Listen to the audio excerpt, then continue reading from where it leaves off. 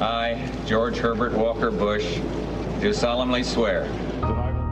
But you must feel responsibility to others. You must believe in serving others. I think that's a fundamental tenet of my life. A life lived in service to our nation. From his days as one of the Navy's youngest fighter pilots in World War II to loyal vice president at Ronald Reagan's side, he would then get his own chance as president, making friends across the aisle, his legacy now sealed as a man of great character. A man with a life well lived. Today, George Herbert Walker Bush, the 41st President of the United States, remembered fondly as he returned to Washington, D.C.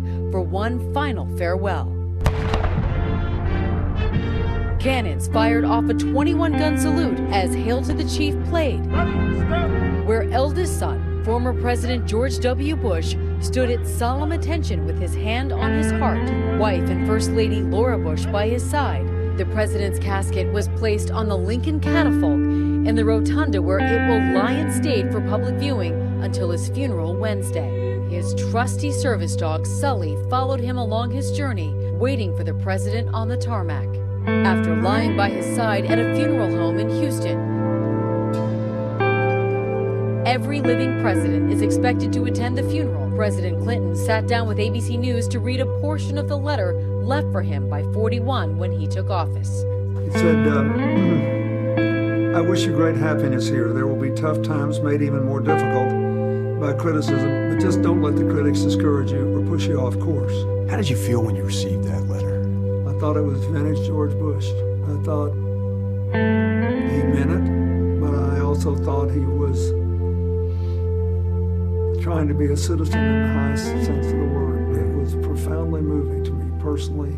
Bush discussed with ABC News his deep devotion to country and family. I've been very blessed when you look around and compare life to others, that how lucky we've been. Years strong, the longest marriage in presidential history.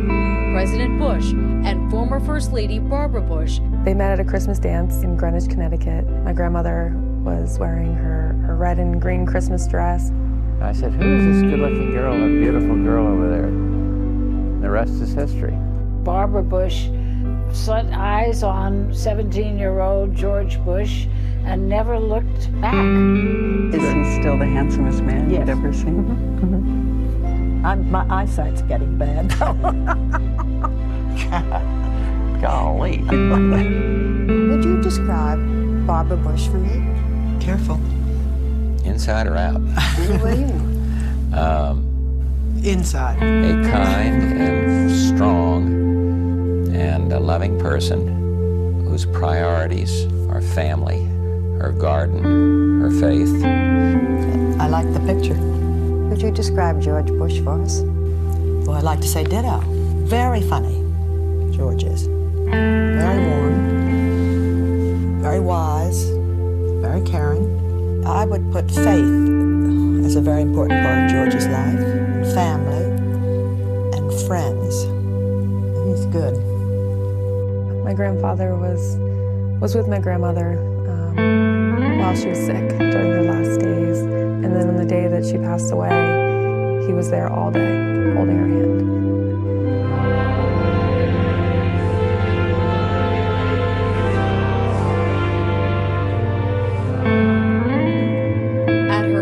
In April, President Bush was next to her casket greeting mourners who had come to pay their respects.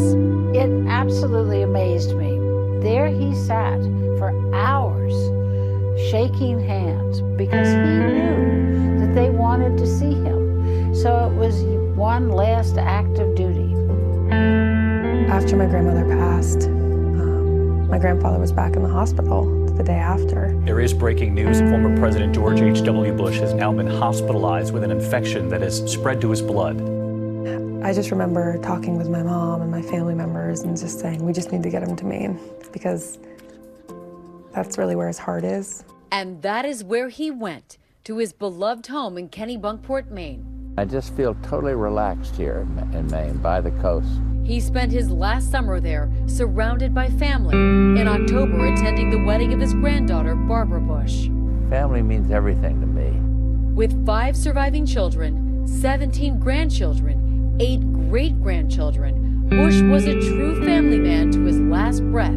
His final words, "I love you too," spoken to his son George W. Bush on the telephone before he passed away quietly at home in Houston. He will be laid to rest at his presidential library in College Station, Texas, next to his wife and daughter Robin. I do think that if you go to heaven, there is a heaven.